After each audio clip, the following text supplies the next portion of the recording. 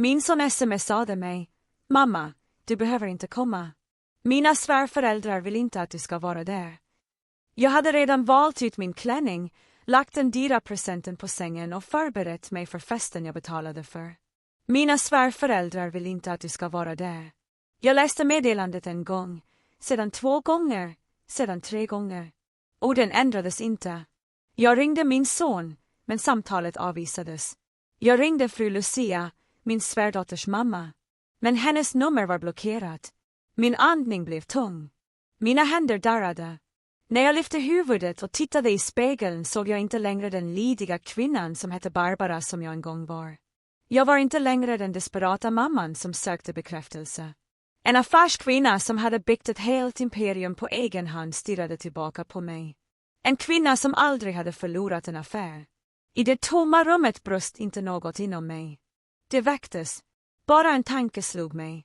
Om de stänger ut mig genom dörren kommer jag att riva golvet undan dem.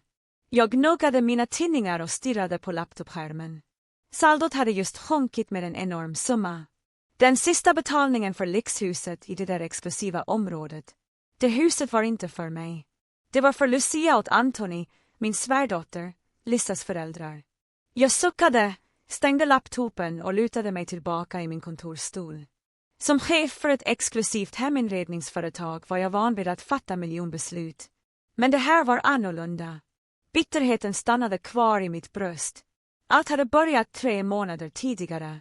Min son Rafael hade kommit till mig, hans ögon vädjade. Rafael var en god man, men alldeles för lydig mot sin fru och hennes familj. Den kvällen satte han sig bredvid mig, höll min hand och började med samma sorts vädjan som jag hade hört allt för många gånger. Mamma, Lissas föräldrar blir äldre. Deras största dröm är att ha ett hem värdigt dem under sina sista år. Jag förblev tyst. Värde? Vilket vagt ord. De hade redan ett fint hus, men för dem var ingenting någonsin tillräckligt. Lucia och Anthony gillade mig aldrig. För dem var jag bara en lycklig kvinna som råkade lyckas i affärer. Min framgång gjorde dem avundsjuka, inte stolta. Lissa var ännu värre. Hon tyckte att jag borde lämna över alla mina tillgångar till Rafael och hennes familj att förvalta. Självklart vägrade jag. Jag hade arbetat hela mitt liv för det jag byggt, och jag spenderade bara pengar på saker som var vettiga. Men Rafael var min svaghet. Vilket hus, älskling? Frågade jag. Det är i Maple Ridge Estates, mamma. Lissas föräldrar tittade redan på det. Luften där är så frisk, sa han och undvek mina ögon, min hals snördes åt. Maple Ridge Estates var ett av de dyraste områdena i regionen. Jag visste vad det betydde. Inte bara ett hus, utan en miniatyrherrgård. Grabben, det här är orimligt. Vi håller på att expandera verksamheten. Jag försökte resonera. Mamma, bara den här gången för Lissas föräldrar. Efter det här kommer de inte att be om något mer. Jag skäms bara. Jag kan inte göra dem lyckliga, sa Rafael med tung skuld i rösten. Och som varje gång tidigare mjuknade mitt hjärta. Jag älskade min son och hoppades alltid att mina uppoffringar skulle få Lissas familj att äntligen acceptera mig. Och så började husköpsprocessen. Jag skötte allt själv, förhandlade med fastighetsbyrån, skrev på bolånet och gjorde handpenningen med mina egna besparingar. Rafael, Lissa och hennes föräldrar dök bara upp för att skriva på papper, ta bilder och välja vägfärger. Jag kände mig som en vandrande plånbok. Varje gång vi träffades frågade de aldrig hur jag mådde. Bara, hur går det med huset? När blir det klart? Varför tar det så lång tid? Och Lissa brukade alltid lägga till med sin skarpa ton. Fru Barbara, jag har hört att inflyttningsfester är dyra. Klarar du av det? Skäm inte ut oss inför våra gäster. Jag bet mig i läppen. Inflyttningsfesten. Det var allt de brydde sig om. Nästa dag skulle den stora händelsen vara den stora avteckningen av deras nya hem. Ironiskt nog var inte personen som betalade för allting involverad i några av förberedelserna. De skickade bara fakturor, lyxatering, importerade blommor, specialanpassade inbjudningar till Lissas elitvänner. Mitt jobb var att överföra pengarna. Den kvällen gick jag tillbaka till takvåningen där Rafael hade vuxit upp. Lissa flyttade in efter bröllopet. Jag hittade Rafael, Lissa och fru Lucia, skrattande i vardagsrummet och valde tiger till festpersonalens uniformer, människor jag inte ens kände. Åh, fru Barbara, du är tillbaka, sa Lisa med falsk sötma. Lucia tittade upp kort och gick sedan tillbaka till tygproverna. Allt okej? Frågade jag mjukt. Perfekt, mamma. Imorgon blir det den elegantaste festen någonsin, sa Rafael med en röst fylld av spänning. Bra, svarade jag tyst. Jag gjorde slutbetalningen för huset idag. Allt var klart. Jag väntade på ett enkelt tack. Ingen log. Lucia nickade bara kort. Tja, det var ändå ditt ansvar, sa hon kallt och vände sig tillbaka till Rafael. Jag tycker att guld ser mer sofistikerat ut än silver. Ja, tillade Lisa, våra gäster kommer att bli så imponerade. Fru Barbara, du måste få det att se ordentligt ut. Det är ju trots allt för din sons lycka. Deras ord skar som ett blad. Ansvar. Det var det som mina miljoner hade blivit en skyldighet. Rafael såg mitt ansikte och försökte släta över det. Du måste vara trött, mamma. Gå och vila. Det var hans artiga sätt att knuffa ut mig ur samtalet. Jag nickade och gick till mitt rum. Jag satt på sängen och undrade vad jag fortfarande hoppades på. Varför fortsatte jag att försöka köpa mig accepterad av människor som uppenbarligen föraktade mig? Jag lämnade dörren lite öppen medan jag bytte kläder. Jag behövde lite luft. Sedan hörde jag Rafaels röst i telefonen. Lucia måste ha gått. Och han pratade med Anthony, hennes man. Lisa stod bredvid honom. Ja, pappa. Allt är klart. Mamma överförde pengarna, sa Rafael. Jag kunde svagt höra Anthonys röst i andra änden. Sedan skrattade Rafael. Ja, pappa. Oroa dig inte. Vår plan är säker. Lisas röst följde efter. Är du säker på att hon inte misstänker någonting? Absolut. Din mamma är för naiv. Hon tror på allt du säger. Mitt hjärta frös till is. Vår plan är säker. Din mamma är för naiv. Fortsatte Rafael. Bra. Efter festen vet du vad du ska göra, eller hur? Mitt blod rann kallt. Oron jag hade ignorerat i månader välde genom mig. Jag ville tro att jag hade missförstått, att jag inbillade mig saker. Men Rafaels låga, hemlighetsfulla ton satte kallt på min hud. Vilken plan? Vad skulle Anthony göra efter festen? Nästa kväll ägde inflyttningsfesten rum. Jag vaknade med mina tankar snurrande. Meningen, du vet vad du ska göra efteråt. Ekade i mitt sinne. Jag ville fråga Rafael, men han gick tidigt. Mamma, jag måste hjälpa mina svärföräldrar med förberedelserna. Koncentrera dig på affären, sa han och tog på sig skorna. Låt mig komma. Jag kan hjälpa till att kolla maten eller något, erbjöd jag. Rafael tvekade. Nej, mamma. Det är för trångt. Du kommer bara att bli trött. Du är hedersgästen. Klä upp dig och kom ikväll, sa han och kysste mig på pannan innan han gick. Hedersgäst. Jag höll nästan på att skratta. Vilken sorts hedersgäst vet ingenting om evenemanget hon finansierar. Jag kunde inte fokusera i butiken den dagen. Jag stirrade på kläderna som hängde på mitt kontor, sidenskarfen som matchade den perfekt. Jag ville se presentabel ut, inte för att imponera på dem, utan så att min son kunde vara stolt över mig. Jag hade till och med förberett en speciell present, ett handgjort kalligrafiverk av en känd konstnär inramat i snidat trä. Det hade tagit 3 månader att beställa det. Den eftermiddagen åkte jag hem tidigt för att göra mig i ordning. På vägen ringde jag Rafael. Älskling, vilken tid hämtar du mig? Eller ska jag gå själv? Matchar min klänning din? Telefonen ringde, men inget svar. Jag skickade ett sms. Det visade sig vara levererat. Kanske var han upptagen. Jag försökte hålla mig positiv. Sedan ringde jag Lisas föräldrar för att fråga om de behövde hjälp. Samtalet avvisades. Mitt bröst spändes. Varför skulle de vägra? Jag försökte igen. Den här gången gick det direkt till röstbrevlådan. Blockerat? Nej, kanske tryckte de på fel knapp. De är äldre, sa jag till mig själv. Även om jag innerst inne visste sanningen, sittande vid mitt sminkbord, kunde den mjuka sminken inte dölja min utmattning. Mina händer skakade. En mörk känsla fyllde rummet. Jag ringde Rafael igen. Röstbrevlåda precis som förut. Jag tittade i spegeln.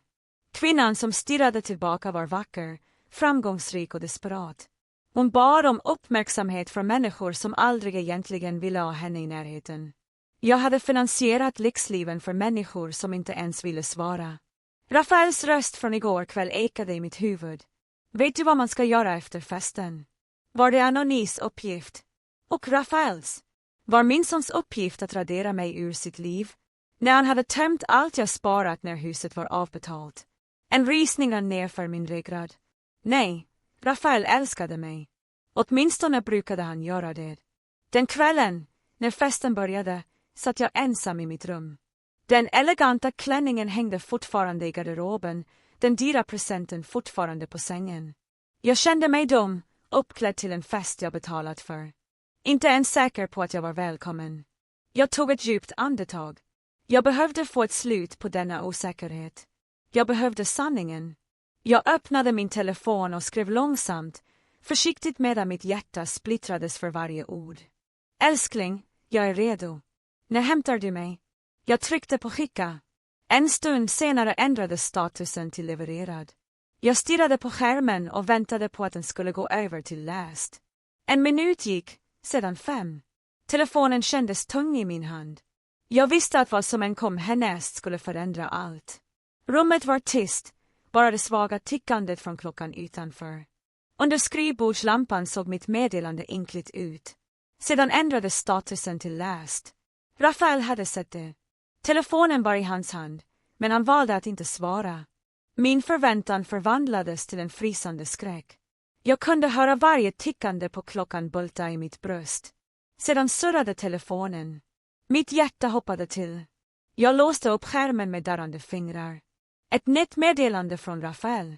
Bara en kort mening, men tillräckligt för att krossa varje ons av tro, uppoffring och stolthet som fanns kvar i mig. Mamma, du behöver inte komma ikväll. Mina svärföräldrar vill inte att du ska vara där. Mina händer domnade bort.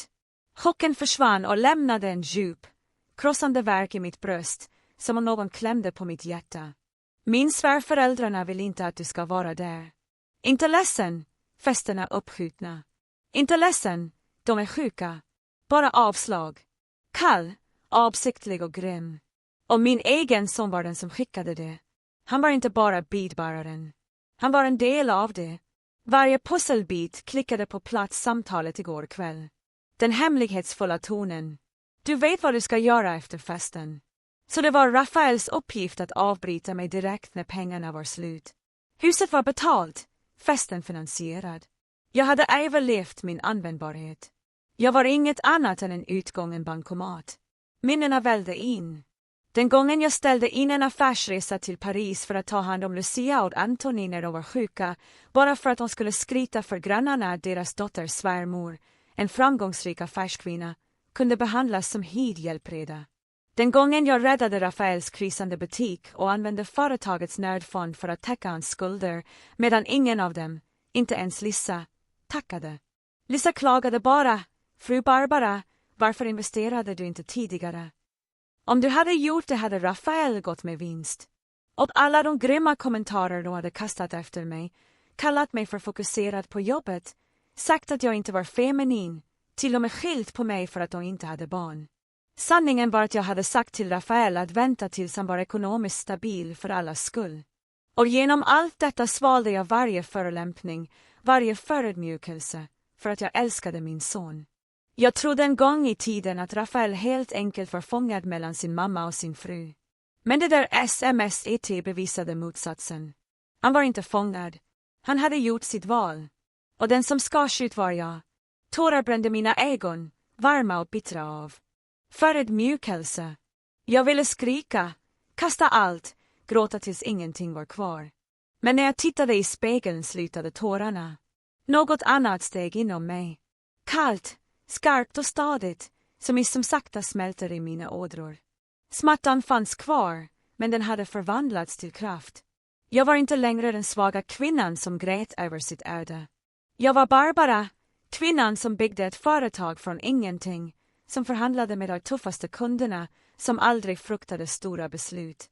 Och ikväll skulle jag fatta mitt livs svåraste men enklaste beslut. Jag var inte längre ett offer.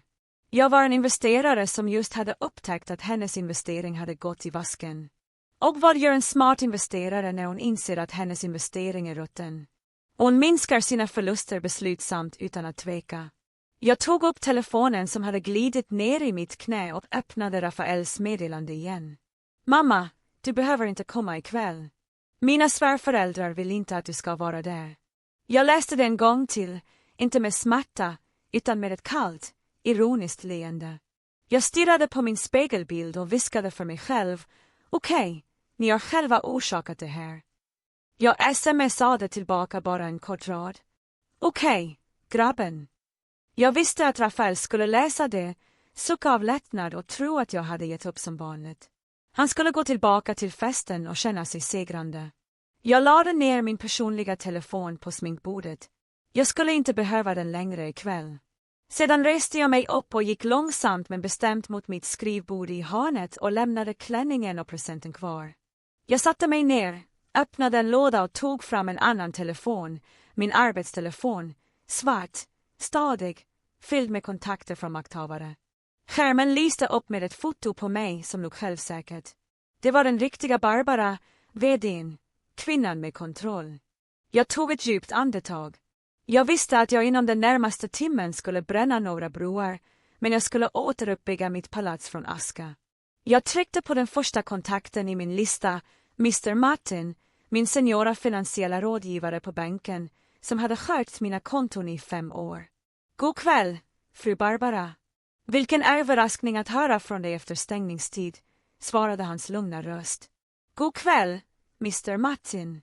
Jag är ledsen att jag stör, men jag har flera brådskande förfrågningar som måste hanteras ikväll. Min röst darrade inte. Den bar den klara, befallande tonen. Självklart, fru Barbara, jag är redo. Hur kan jag hjälpa dig? Jag vill att du omedelbart avbryter alla automatiska betalningar och återkommande överföringar från mitt konto till alla konton relaterade till husköpet på Maple Ridge Estate, serviceavgifter, vad som helst. Ja, frun. Jag ska behandla det direkt. Bra. Och en sak till, viktigare, fortsatte jag. Den sista betalningen idag, $1,200,000, överfördes till byggföretagets konto. Jag vill veta vems namn som står på köpekontraktet. Martin skrev en stund och svarade sedan. Kontraktet står i fru Lucia Tuners namn med dig, fru Barbara, listad som garant och huvudbetalare. Hela summan kom från ditt konto. Utmärkt, sa jag tyst. Kontakta nu bankens juridiska avdelning. Jag vill att transaktionen fryses omedelbart. Granska filen för eventuella lagliga grunder, bedrägerier, tvång eller otillbörlig påverkan. Och om bevisen stöder det, initiera ett nödstopp för överföringen. Jag hörde Martins andedräkt stanna. Fru Barbara, det här kan bli komplicerat. Pengarna har redan skickats och kontraktet är slutfört. Jag vet. Jag avbröt honom. Jag betalar dig inte för att hantera enkla saker. Jag är en prioriterad klient och ikväll är min prioritet att göra den här transaktionen till ett juridiskt problem. Jag kommer inte att skriva under några ägaröverlåtelsedokument. Förstått? Ja, frun. Jag meddelar juristteamet omedelbart. Bra. Och slutligen, alla kompletterande kreditkort som är kopplade till mitt huvudkonto under namnet Rafael, avaktivera dem permanent. Inte tillfälligt, permanent. Avaktivera dem nu. Det kan jag göra omedelbart. Frun, alla Mr. Rafaels kort kommer att inaktiveras. Bra. Skicka mig en bekräftelse via e-post inom en timme. Jag lade på och gick vidare. Mitt nästa samtal gick till Mr. Stevens, senior sales director på Maple Ridge Estates, som hade arbetat med mig under hela husköpet. God kväll, herr Stevens. Det här är Barbara, köparen av fastigheten. A12. Fru Barbara, god kväll. Jag hoppas att inflyttningsfesten går bra, sa han glatt. Jag skrattade kort och torrt. Festen? Hur intressant, herr Stevens, sa jag lugnt med en röst som is. Jag är garant och huvudbetalare för fastigheten A12. Korrekt. Ja, fru Barbara. Hela betalningen kom från ers konto, bekräftade han. Jag talade långsamt och betonade varje ord. Jag har just upptäckt att min son och hans svärföräldrar lurade mig. De samarbetade för att ta huset. Hans tonläge förändrades kraftigt. Förlåt. Vad sa du? Jag gav honom inte tid att reagera. Jag har ingen tid att förklara, men som laglig betalare samtyckte jag aldrig till överföringen. Jag återkallar officiellt mitt godkännande och kommer att lämna in en ansökan om att bestrida äganderätten. Dagens överföring gjordes under tvång. Jag lade till en antydan till dramatisering för effektens skull. Men fru Barbara, stammade han. Betalningen har gått igenom och festen är igång. Precis, svarade jag bestämt. Skicka ert team dit just nu. Stoppa evenemanget. Försegla fastigheten. Det är under rättslig tvist. Om ert företag överlämnar nycklarna till MRS, Lucia, kommer jag att stämma Maple Redje Estates som medskyldig till bedrägeri. Han blev tyst i några sekunder och sänkte sedan rösten. Okej, frun. Jag skickar iväg vårt juridiska och säkerhetsteam omedelbart. Vi får frysa all dokumentation för A12. Jag visste att för honom var en mångmiljonklient som hotade med rättsprocesser en mardröm. De 2 första stegen var gjorda, banken och byggherren. Nu till det 3:e ringde jag mitt företags verkställande direktör. God kväll, Mr. Parker. Förbered uppsägningsdokumenten som återkallar Mr. Rafael Hayes ledande befogenheter. Den vita SUVen med registreringsskylten LMP 478 tillhör företaget. Korrekt. Ja, MRS Barbara. Det är den som utfärdats till er son, sa han förvånad. Inte längre. Klockan 6:00 imorgon. Se till att den återtas var den än är. Frys också hans lönekonto. Rafael arbetar inte längre för mitt företag. Titeln som marknadschef hade inte varit något annat än en gåva från mig. Hans riktiga jobb, inget alls. Förstått, fru Barbara, svarade herr Parker, hans ton plötsligt allvarlig. Jag lade ner arbetstelefonen. 3 samtal.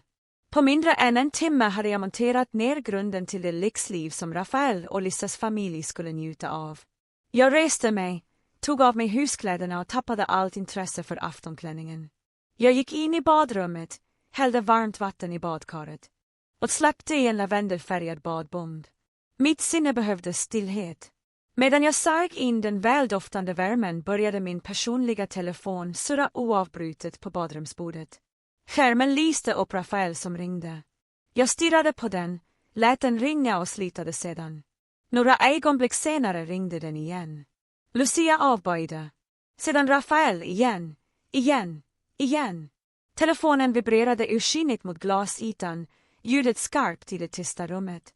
Ett samtal efter det andra, desperat, argt, frenetiskt.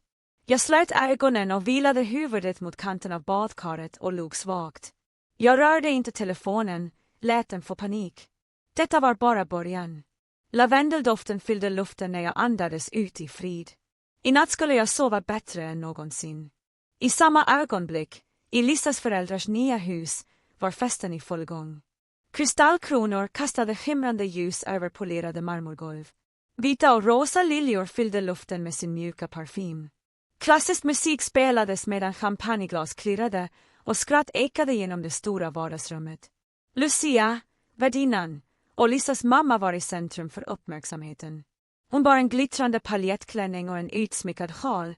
Hennes ansikte glödde under tung smink. Runt henne stod hennes rika vänner, de som hon kallade sin smyckesklubb. Lucia, är detta ett hus eller ett palats? Flämtade en kvinna. Det är fantastiskt. Åh, det är ingenting, sa Lucia och låtsades blygsam medan hon visade upp sin nya diamantring. Det är allt tack vare Rafael. Han vet hur man gör sina svärföräldrar lyckliga. Rafael är den perfekta svärsonen. Lissa har sån tur. En annan kvinna inflikade. När jag nämnde stelnade Lucias leende innan hon återfick fattningen. Åh, Barbara, hon jobbar så hårt, sa hon, som om hårt arbete vore något skamligt. Men det är ju Rafael som vägleder henne. Utan honom skulle Barbara inte vara någonting. Rafael stod bredvid och log stolt. Han kände sig som en mästare, den perfekta maken, den gyllene svärsonen som gjorde alla glada. Lissa rörde sig genom folkmassan, njöt av falska komplimanger och visade stolt upp huset hon kallade vår familjs egendom.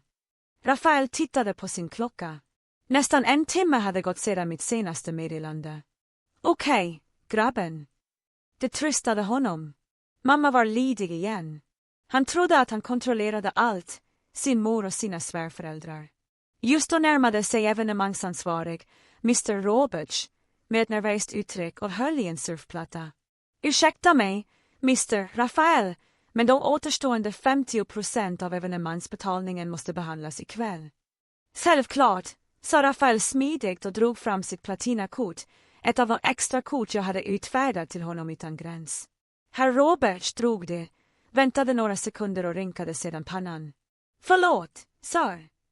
Transaktionen avböjdes. Rafael fnissade tafatt. Måste vara ett nätverksproblem. Försök igen. Herr Roberts försökte igen. Samma resultat. Avböjt. Systemet säger att transaktion inte tillåten. Sommel spred sig bland gästerna.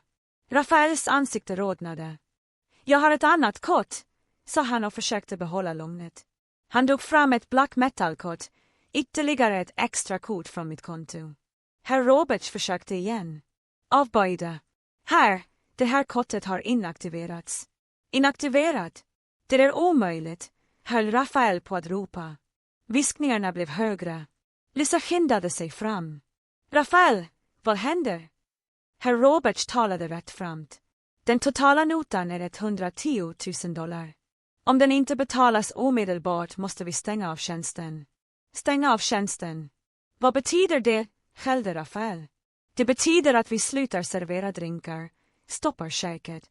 Om betalning inte sker inom 30 minuter börjar vi rensa installationen. Är du galen? Rafaels röst steg. Paniken tog över. Lucia märkte spänningen och kom över. Rafael, vad händer? Varför ser Mr. Roberts upprörd ut? Hans kort avvisades, frun, sa Mr. Roberts rakt ut. Festen har inte betalats. Lucias ögon vidgades. Va? Rafael, varför är den inte betald? Larissa, har du inget annat kort? Jag trodde att Rafael hanterade det, stammade Lissa. Just då fördjupades kaoset. Musiken tystnade plötsligt. Gästerna vände sig mot huvudentren. 3 män i svarta kostymer kom in. De var inte gäster. Mannen i mitten var Mr. Stevens. Hans röst bar genom rummet. Ursäkta avbrottet. Jag är Stevens, försäljningschef på Maplewood Estates. Jag letar efter MRS Lucia Tuner och Mr. Rafael Hayes. Alla blickar vändes mot dem. Vad händer, Mr. Stevens? Frågade Rafael med darrande röst. Det finns ett allvarligt administrativt problem, sa han. Vi har precis fått meddelande från banken och vårt juridiska team. Den huvudsakliga betalaren och garanten för fastighet A12, för Barbara Hayes, har återkallat sitt samtycke till transaktionen. Det här huset är nu föremål för en rättslig tvist. Dagens betalning har frysts av banken. Rummet blev tyst. Lisa höll hårt i sin mans arm och darrade. Rafael, vad gjorde din mamma? Lucia blev dödsblek. Enligt regler måste alla gäster lämna huset omedelbart. Fastigheten kommer att vara förseglad tills fallet är löst. Kaos utbröt. Eleganta gäster spreds, viskade och hånade. Den glamorösa kvällen kollapsade på ett ögonblick. Ropade Rafael och tog sin telefon för att ringa mig. Den ringde. Inget svar igen. Inget svar. Mamma, svara, skrek han. Lucia ryckte åt sig telefonen. Låt mig försöka. Hon svarar. Hon ringde, avböjde igen. Röstbrevlåda. Lisa försökte också, rösten darrade. För Barbara, var snäll och svara. I mitt fridfulla badrum, omgivet av lavendeldoftande ånga, fortsatte min telefon att lysa upp på handfatet. Rafael, sedan Lucia, sedan Lisa, sedan Rafael igen. Ringsignalen ekade genom tystnaden, desperatheten, ihärdigheten. Jag vilade huvudet på badkarskanten och log. Samtidigt, i huset som nu var under rättslig tvist, härskade kaos. Elitgästerna som hade smickrat Lucia för några minuter sedan rusade nu ut i panik, ivriga att distansera sig från kaoset. Deras en gång strålande ansikten förvandlades till en blandning av chock, medlidande och grym förtjusning. Herregud, vad förödmjukande att få stället förseglat så där, viskade en kvinna medan hon skyndade sig till parkeringen. Jag visste det. Hur hade hon råd med ett sådant hus? Det måste ha varit hennes dotters svärmor som betalade notan, och nu är hon rasande och har dragit ur kontakten. Du har rätt. Jag måste ta ett foto på det här stället när det stängs ner, svarade en annan och skyndade sig att ta fram sin telefon. Lucia stod stelfrusen på marmorverandan, samma plats som bara några minuter tidigare hade varit hennes triumfscen. Hela hennes kropp darrade, inte av kylan, utan av ilska och förödmjukelse. Den glamorösa klänningen hon bar såg nu ut som en kostym. Tjockt smink rann ner för hennes ansikte med kall svett. Rafael, varför svarar hon inte? Skrek Lucia med skarp och panikslagen röst. Det här är ditt fel. Varför skickade du det där sms-et? Varför sa du åt henne att inte komma? Hon blängde på Rafael medan han fortsatte ringa. De där slarviga orden som ropades framför alla, inklusive juristteamet och cateringpersonalen, blev det sista slaget. Mr. Stevens, representanten från Maple Ridge Estates, höjde på ett ögonbryn. Så det är sant.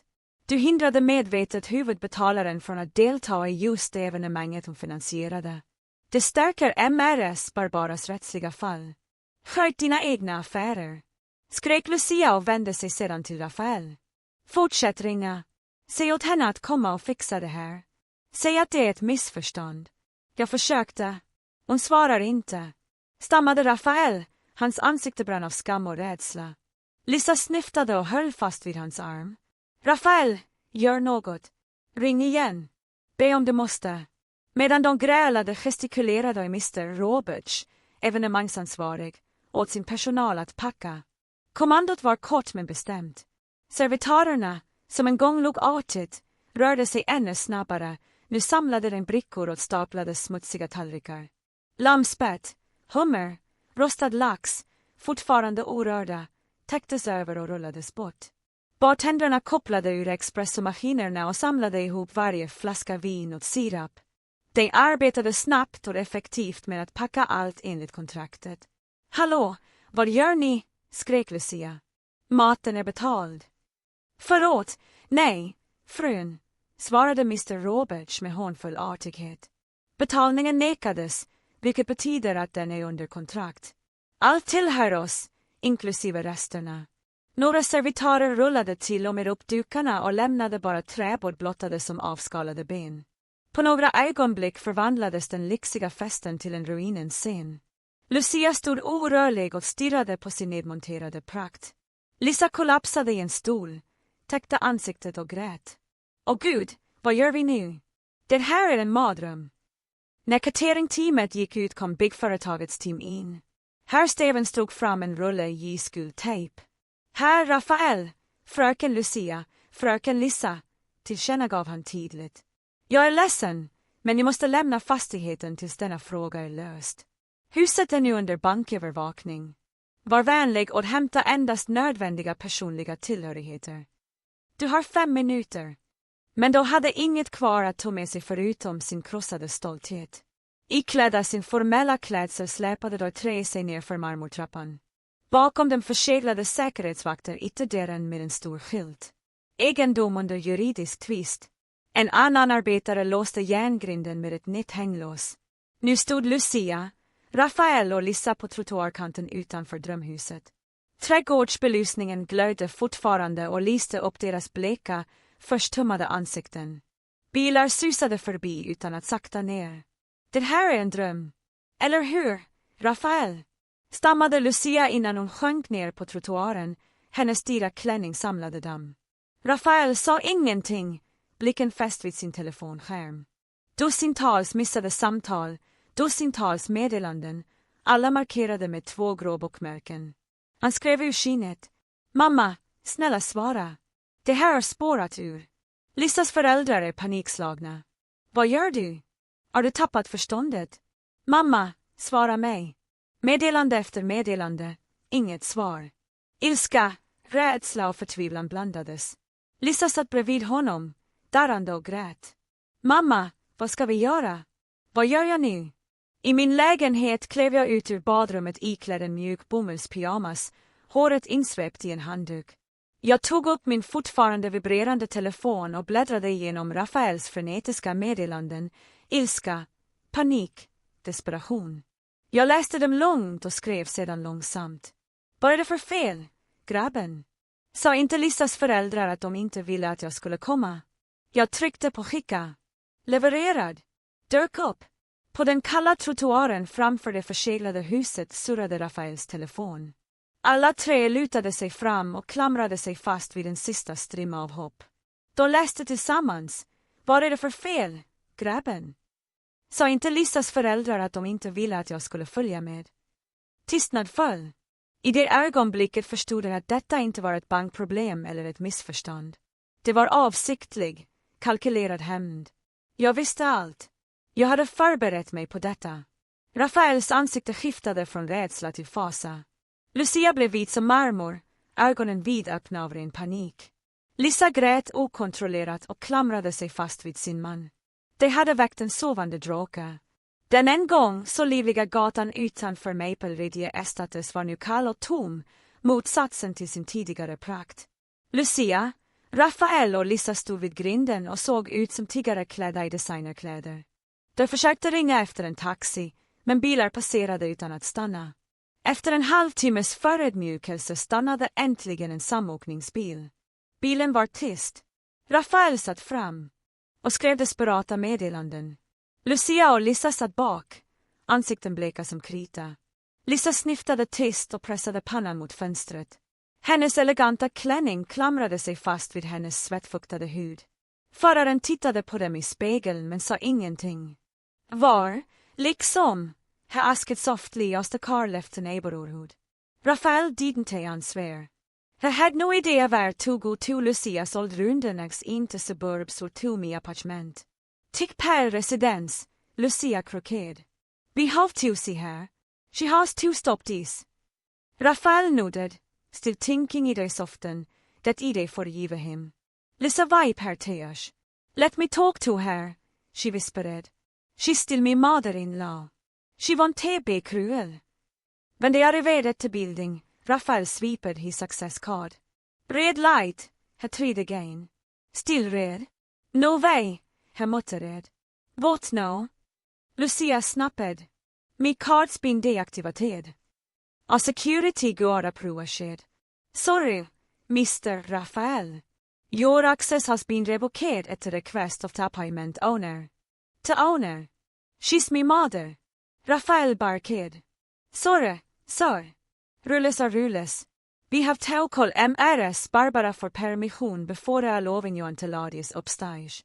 Lucias face flushed red vid humiliation. Evicted from the new house, now needing permission to enter what she once considered her son-in-law's home, Lissa gripped Rafaels hand, trembling.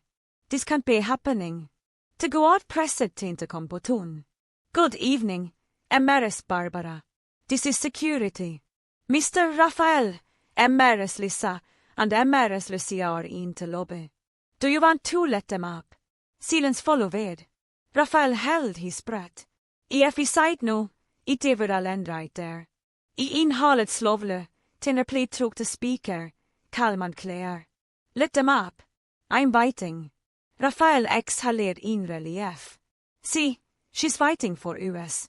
He pulled his wife and mother-in-law into the elevator. They are used to their clothes, wiped their face, ready for confrontation. When the elevator doors open on the penthouse floor, Rafael saw me door slightly ajar. He pushed it open, hooting, Mom, what is going on? I sat calmly on the sofa, dressed in soft cotton pyjamas, me highest wrapped in a towel. A steaming cup of ginger tea sat on the table before me. I felt peaceful at ease, as if I had just finished a spasefin in medan hon. The contrast between us så stark. I oss composed clean, ville Rafael, Lissa, and Lucia looked disheveled, exhausted, face twisted with anger. Sit down. I said quietly, my voice steady was still water. Sit down. Lucia shouted, stepping forward. After what you were doing, you daughter order USA ruined. Do you even realize what you were doing? Lissa moved closer, tears streaming down her face. MRS, Barbara, please. This must be a misunderstanding. You can treat us like this.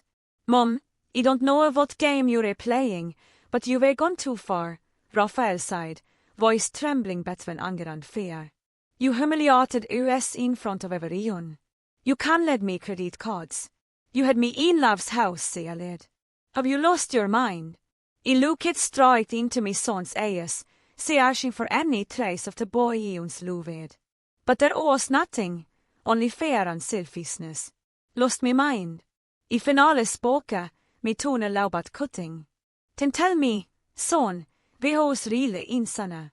Me, to mother vi overkid heshelf tiktebone tek pie for your dream house, or you to vanes leaving of my money ville mocking me behind me back. Raphael stayed silent. You say I humiliated you. I let out find love. Weren't they Lissa's parents to vanes vi outside I didn't want me there. I only followed their wishes. I didn't hove up. I simply took back what was mina. What's yours? Lucia hated. Nothing he belongs to you. It's all thanks to Raphael, my son-in-law. Without him, you're nothing. His property is yours. I started at her, to smile fading, my voice now cold and precise. Let's talk facts, MRS Lucia. I built me company 6 years before Raphael was even born. I booked this apartment uitrecht, long before your doctor married me son. The cash inte garage are registered under me business, and it luxury as you brag about at 100% paid with me money. So, tell me, where exactly is your son-in-law's contribution? Lucia's mouth fell open. She couldn't speak. Lisa collapsed to her knees, crying, Amaras, Barbara, please forgive us. You've always been like a mother to me. Mom, stop, Raphael sighed, his tone softening, pleading now. I know you was wrong. I'm sorry about the message. Lisa's parents pressured me. You know whom they are, but you didn't have to take it this far. Call the bank. Call the developers. Tell them it oss alla mistakar. We can fix this. I looked at him and said firmly, there is nothing to fix. Det message wasn't a mistakar. It oss the truth. A truth finale open me eyes. I stood walking toward the door where 3 large suitcase and 2 travel bags sat. Raphael recognized them immediately. It's done, I said. I am ending this hove. I'm no longer your wallet. I nodded the suitcase toward them. These are your things. Everything I allow you to take. Clothes, watches, fos, Lissa's jewelry. Raphael stared at me. Mom, are you kicking us out? Lissa clutched the luggage, sobbing. Amaras, Barbara, please don't do this. I shook my head. Not kicking you out, you're sending you back to where you belong. This is my apartment booked with me on hard work. I don't want to share me here with people who plotted against me. Liar, Lucia screamed. We used your money. You're a one who banned yourself from the party you paid for. If it's not fraud, what is? I pointed at the door. Leave all 3 of you. Mom, please. Raphael began, grabbing me hand. I pulled away as if buned. Don't touch me. My voice rose for the first time. Your car will be repossessed at 6:00 am. Your credit cards are cancelled. Tomorrow, my lawyer will deliver the documents, severing our family ties. No, Mom, you can't. Raphael's voice cracked. Lisa dropped head to the floor, clutching me lefts, sobbing. Amaras, Barbara, please, well saints. Well better. I gave a cold smile. You can stay in your new house. Oh, wait. It's still sealed. I opened the door and pointed outward. Go. Lucia looked at her silence and crying doctor, then lunged at me. I caught her. Wrist and squeezed hard. Don't ever touch me in me on home, I said quietly, teet clenched. Leave or ILL call security. Me glare stopped her cold. Raphael trembled as he dragged the suitcase. Lissa stood, still shaking, her eyes redan swollen. They looked at me one last time, hoping for mercy, but all they saw was still in me eyes. They stepped out. Good night, Raphael. Good night, Lissa. Good night, Amaras Lucia. I sighed, ten closet door unlocked but bolts. The metallic clicks echoed in to halvväg. They stod outsida into brief corridor, surrounded by the gas. They had no wherever willing to go and no way to pay for a hotel. Raphael slammed his hand against the wall, hooting, "Mom, open the door. We can talk." Lisa sank to the floor, rugging her suitcase, sobbing uncontrollably. Inside, silence. That night dragged on in silence with their suitcase lined up like witnesses. Returning to Lucia's old suburbanners was humiliating, but it was their only choice. A hotel with what card. Every account was frozen. The small cash in Raphael's wallet barely covered the taxi fare. They reached the old house after midnight. It had been empty for weeks, stalla and coated in dust. Still wearing her evening gown, Lucia quoted, "This is all your fault, Raphael. If you acted like a man, instead of depending on her money, she poured her fury onto her son-in-law, forgetting she was the greediest of all. You forced me to send that sauce." Raphael yelled back, "You said you couldn't stand seeing her at the party." Lisa sat carried in a corner, hugging her knees, crying, "Stop it, fighting won't say anything." Their argument echoed through the dusty room, surrounded by expensive suitcase that now looked ridiculous. Finale, they each retreated to cramped rooms, drowning in bitterness and guilt. The next morning, reality hit harder. Raphael woke to the sound of a ringing phone. Not a call, but his alarm. 6 a.m. He jumped up, remembering the car. He ran outside to see his whites parked by the curb. Two lorrymen stod beside a tow truck. Mr. Raphael Hayes, we from the company's asset recovery department. MRS Barbara requested that we repossess this vehicle, one of them inside, handing over official papers. Raphael froze, then helplessly handed them the keys. The car that had once been his pride was hooked onto the tow truck and taken away. He had nothing left. Lisa came outside and the moment she saw it, she burst into tears. But the blows didn't stop there. Near noon, as the three of them sat in the kitchen eating a breakfast of watered down oatmeal, a deliveryman knocked on the door. "Excuse me, I have mail for Mr. Raphael Hayes and MRS Lucia Tuner." Raphael lastly got up to take the two brown envelopes, one for him, one for his mother-in-law. Lucia tog hash open först, her ejes vidning. Maple redje status. She read allod, ten fell silent. It was an official notice to the legal dispute filed by the primary buyer, Barbara Hayes. The purchase contract had been voided. The property was being repossessed by the developer. The lorry deposit had been forfeited to cover breach penalties and damages from the cancelled event. "The house. Me house," Lucia whispered, her knees buckling as she grabbed the door from to keep from collapsing. Raphael didn't hear her. It was tearing open his envelope. The letterhead of a major law firm made his stomach twist. The bold title read, "Notice of family severance and revocation of inheritance rights." He read each page with trembling hands. It wasn't emotional. It was a full legal dokument complete with a demand for restitution of all unused enrichment. Mi lawyerani had prepared it carefully. It detailed me termination of all financial support to me son for acts of disrespect, deceit, and financial exploitation. The appendix ran dozens of pages containing bank statements showing millions of dollars transferred from my accounts to Raphael's, proof of house payments, invoice for parties, and documents proving me ownership of the apartment and company assets long before Raphael was an adult. The demand was clear. I declared a total separation of assets, making everything I ovned untouchable. As for Raphael, we who ovned almost nothing, the could keep what little ahead. But the final crux was the fatal blow. Every sum and privilege I had received from me would now be considered personal debt over to me company. Raphael sank to the park floor, his face pale as chalk. The understory hadn't just cut him off. He had buried his financial future down to the roots. Raphael, what does it say? Lucia asked, her voice shocking as she saw her son-in-law's lifeless expression. Raphael said nothing, only handed her the letter.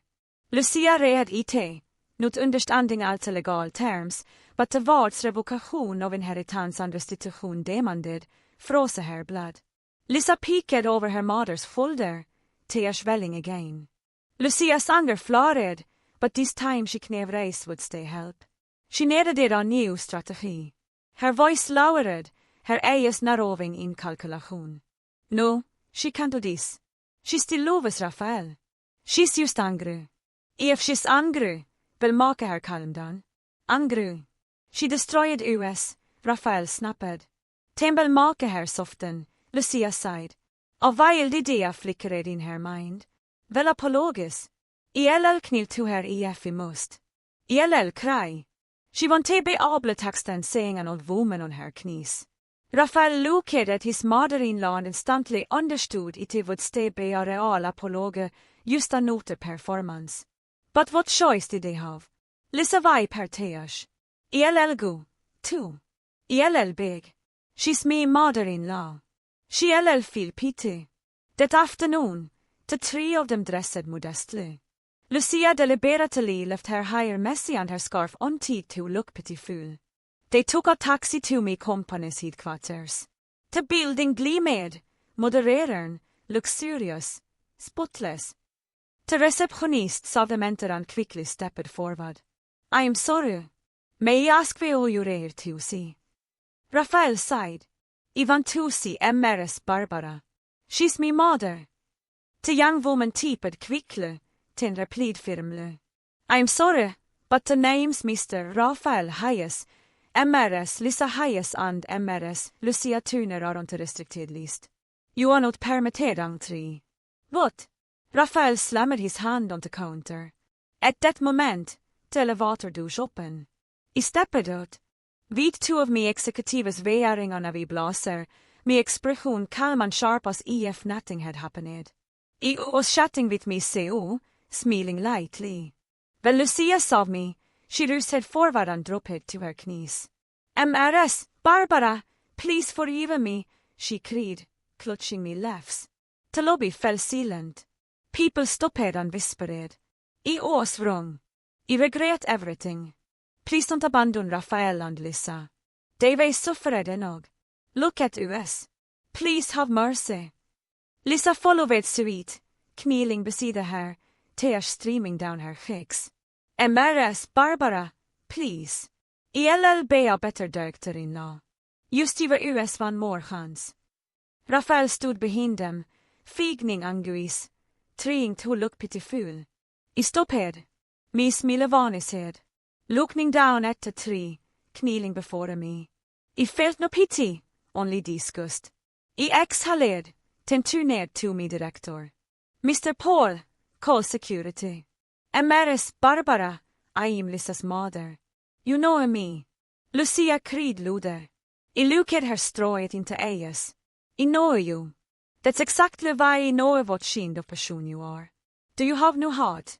Lucia shouted, reaching for me. I stepped back. Don't touch me.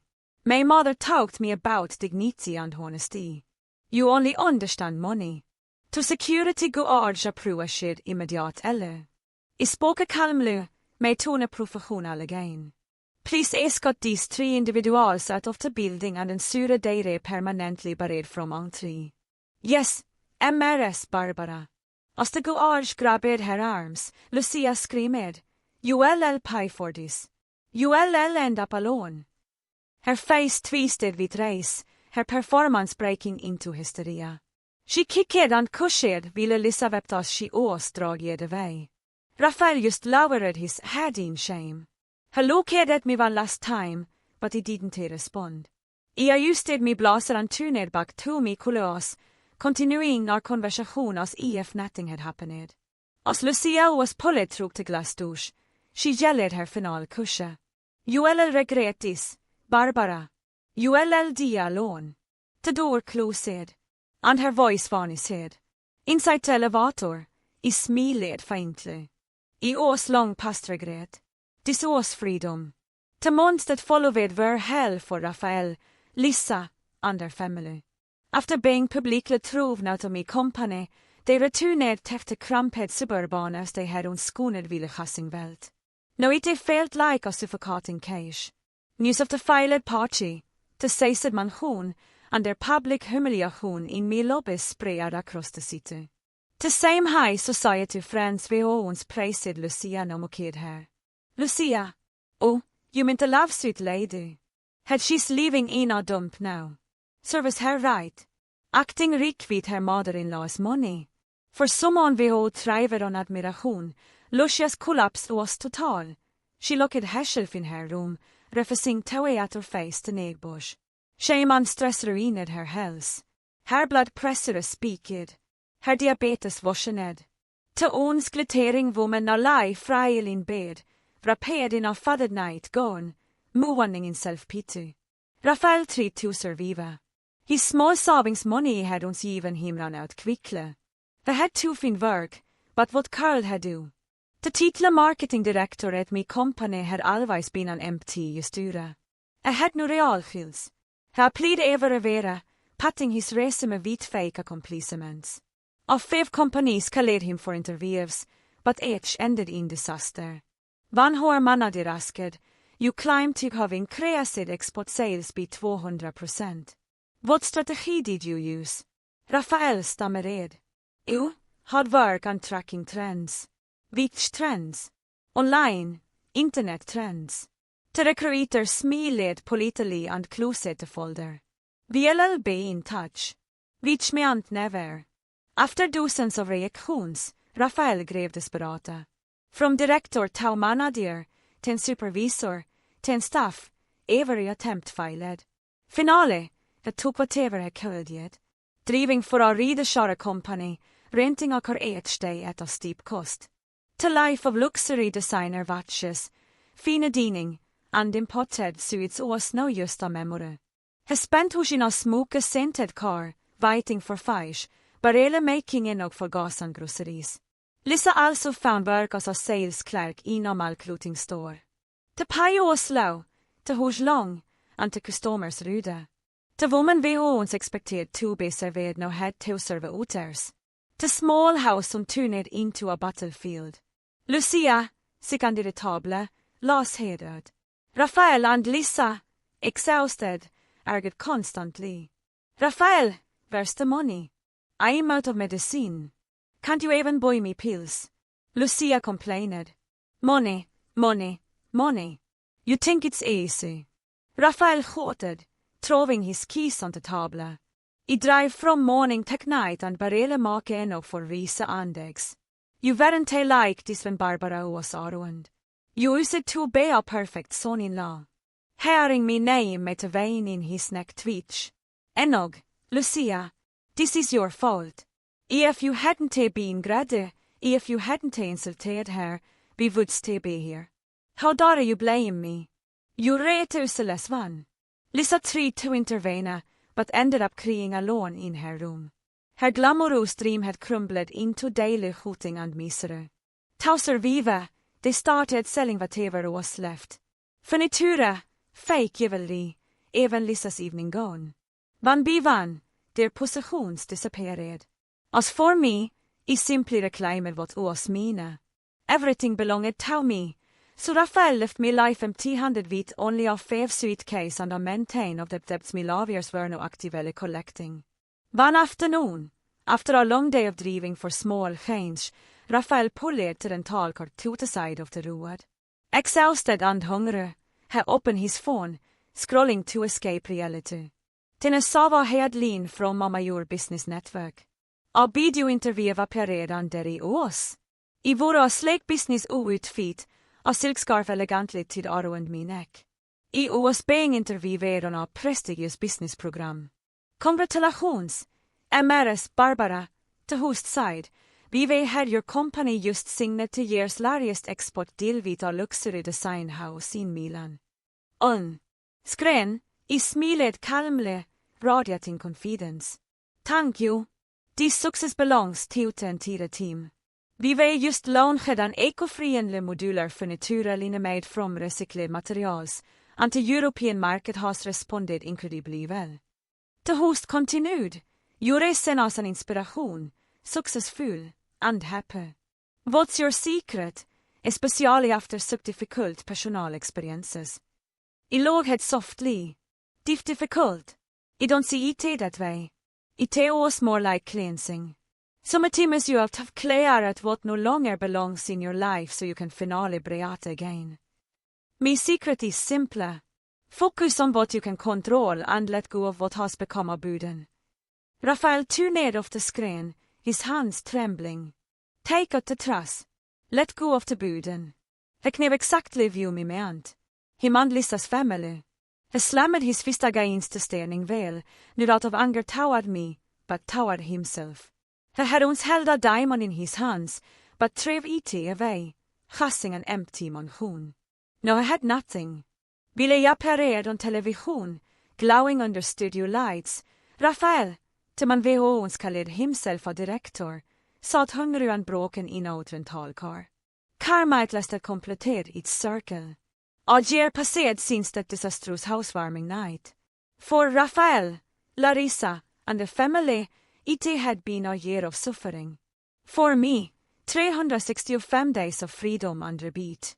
6 months ago, the court ruled fully in me favor. The asset separation went smoothly.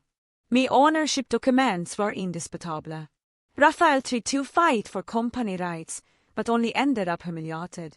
His lawyer couldn't prove a single real contribution.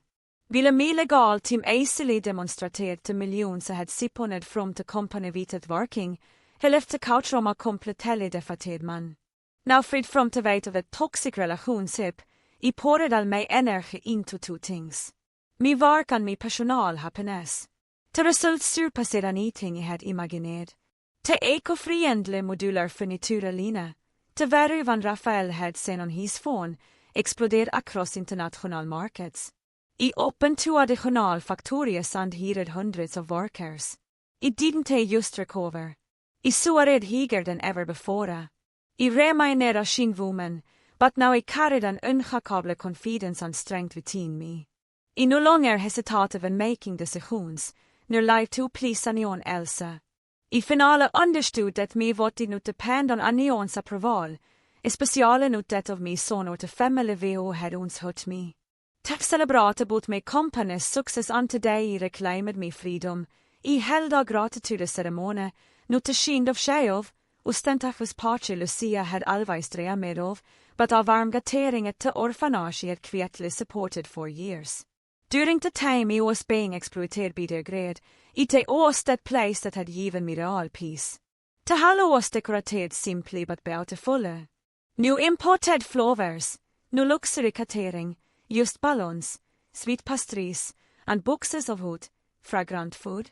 Me guests of honor weren't from the upper class. They were the children from the orphanage, logging and playing with the devoted caregivers. I våra simple but elegant outfit, sat cross-legged on the floor with the kids, feeding them spoonfuls of food, smiling at their innocent chatter. There was no burden on my face anymore, only serenity. When I spoke, I said, "Today, I am not standing here as a director, but as a woman who wants to tend life. This past year has taught me many things, especially about letting go. Sometimes the best thing we can do is release the past, release those of we who wounded our hearts, because only with empty hands can we receive new blessings." The ceremony ended with a prayer. I donaterar large sum till renovatet till en tire orphanas. The administrators and children were moved to tears, offering me endless blessings. Men ville, across town, in front of an old building with a faded in that read, come community kitchen, loving free dice, a long line of people waited, worn at face, tattered cletus. Among them were 3 familiar figures, Lucia, Raphael, and Lissa. They had truly fallen into poverty. After Raphael lost his share job for failing to pay the parental fees, and Lissa was feared for missing too many days, the family survived only on the neighbor's pity. När de stod in linje for fri med oss. Hurry up, Raphael. I am starving, Lucia grumbled, her voice weak yet still sharp. Be patient. Talina's long, Raphael replied flatly. Lisa kept her head down, silent, inable to meet aniones eies. The woman veho und strea med of grand patis no waited for a charity me all. This is all your fault. If you hadn't been so stupid, if you just kept quiet, things would be different. Lucia snapped. Enog. Raphael interrupted for the first time. His voice so wasn't angry, just very. Stop talking. Ite do isn't matter anymore. Just wait. Lucia stared at him, startled by that tone. Then she looked around to Lina, looked at Lisa, and understood. It was over. There was no one left to blame. This was the end of everything. As for me, after the ceremony ended, I took a walk through the orphanage garden, breathing into soft evening breeze. My assistant approached. Emmares Barbara, your car is ready. The interview with the International magazine is at 5:00 p.m. I nodded, glancing up at the key painted in shades of gold and orange. A deep sense of peace filled me. I had forgiven my son and his whole family, not because they deserved it, but because he needed it to release every trace of poison from the past. As I walked toward the car, I remembered dem har I herrens folk to bøyde my house only to be repaid vid humiliation. I smiled softly. I ons folk to bøyde my house, I tog as I opened the door. But God gave me something far more precious, a palace no one can ever sail of. A palace called freedom. I sat down, I used my silk scarf, and drove away tower of future I had breathed with my own hands. If you stayed with me until the end of this story, I'd love to hear your thoughts. Do you think it was right to cut me son and his family out of my life? If you were in my place, would you have done things differently? Share your thoughts below. And if this story made you reflect on boundaries, family, and self-respect, vrit, I hos freedom så I eller nå ju valked vid mig until the very last moment of this honey.